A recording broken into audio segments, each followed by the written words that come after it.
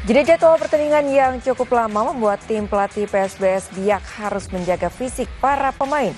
Latihan kebugaran dilakukan setelah para pemain melakukan perjalanan jauh dari Ternate saat melawan Malut United pada pekan lalu.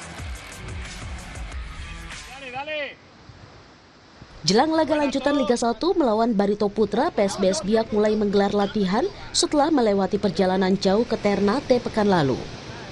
Fisik para pemain jadi perhatian pelatih Marcos Guillermo Samso saat menggelar latihan di Pantai Hall Tekam Jayapura. Setelah mengembalikan fisik pemain yang lelah, pelatih baru akan memberikan menu taktik dan strategi. Melawan Barito Putra, PSBS memang akan menggunakan Stadion Lukas NMB sebagai lokasi pertandingan. Ini berarti wakil tanah Papua ini akan mendapat dukungan penuh dari publik tuan rumah. Ayer estuvimos analizando el equipo que vamos a enfrentar. Ya kemarin kita sudah mulai analisis tim lawan.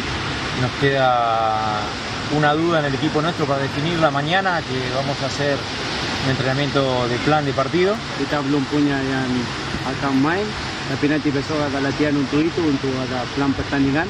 Y ya quedaríamos confirmado todo para el día sábado. Dan habis itu semua siap untuk hari Sabtu. Menghadapi Barito Putra, PSBS dipastikan tampil tanpa Fabiano Beltram yang absen karena kartu kuning. Sementara kiper utama John Pigal masih akan dipantau kondisinya meski telah ikut berlatih bersama pemain lain. Untuk sementara, PSBS berada di peringkat 10 klasemen sementara Liga 1 dengan poin 41. Sementara Barito di urutan 14.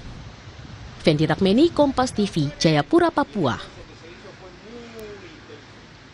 SKF siap berangkatkan tim putri Indonesia untuk pertama kalinya ke Gothia Cup 2025 melalui Meet the World SKF Girls Core Challenge. Total akan ada 16 pemain untuk perkuat tim putri Indonesia di Gothia pada 13 Juli mendatang.